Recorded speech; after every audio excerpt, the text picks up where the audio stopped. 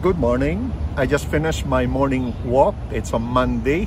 It's after the storm. So here is good news. And I'd like to reflect on what I call the good news of the storm. You know, the good news coming from the experience of storm.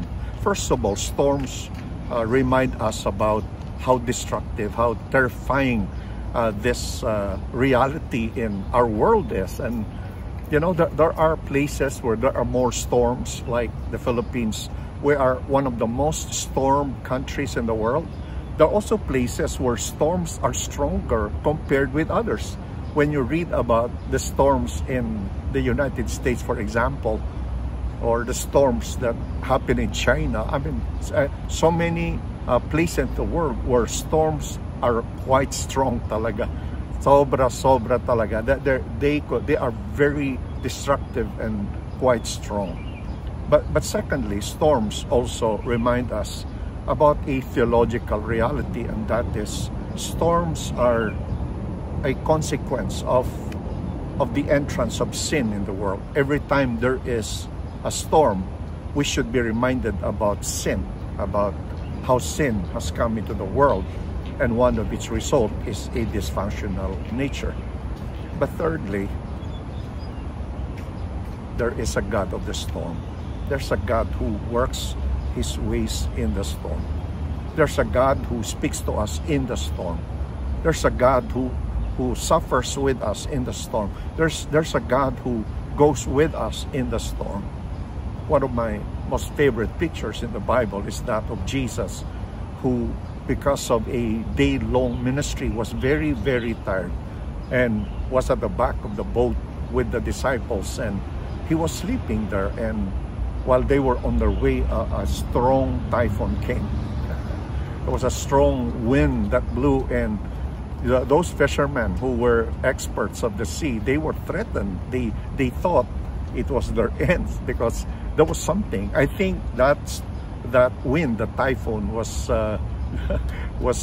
brought there by the Lord himself to teach a theological and a redemptive lesson, and that is to show them that we are never alone in the storms, that God is with us in the storm, and that the God who goes with us in the storm is the God who speaks peace, or someone who says, "Peace be still," to the storm, and the storm obeys him. So the question is, how could Jesus do that? Why is he the Lord of the storm? Why is there good news in the storm? You see, the worst storm, the worst typhoon, the strongest wind that destroys is not this storm brought to us that we feel, that we see its effect to us, the material storm. It's really a different kind of storm. It's a storm that is a form of judgment, an outpouring of God's wrath, and it is due to our sin. It is sin that is the worst storm of all, because it not only destroys properties, lives, but it really ruins destinies. But you see, Jesus came, and when he came, he faced every storm that we face.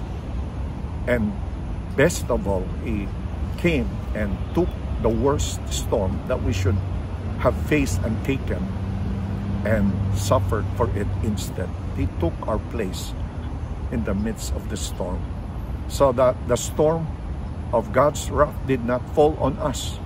It fell on Jesus. And because it fell on Jesus, the judgment that was supposed to be ours was taken by the Lord. And what happens to us now? Well, what happens is, when you experience the storm, you only experience a natural storm, because the judgment that comes with it has been taken care of by the Lord of the storm, the Lord Jesus Christ himself. So today, if you have experienced a stormy time, if your life is described as stormy, please remember that you could have a life that is experiencing storms, and yet you could have a life of peace in the midst of the storm, because you know that the Lord of the storm goes with you. He came for you. He stood for you. He died for you. He was storm for you. So that now when storms come, you can hold his hand, or you can let him hold you and hear him whisper to you, do not be afraid. The Lord of the storm is with you. God bless you. Let's rejoice. Let's give thanks to the Lord. Lord, thank you for your mercy and grace toward our city. It could have been worse, but Lord, again, you reveal yourself to be the Lord of the storm. God bless you. See you again. Bye-bye.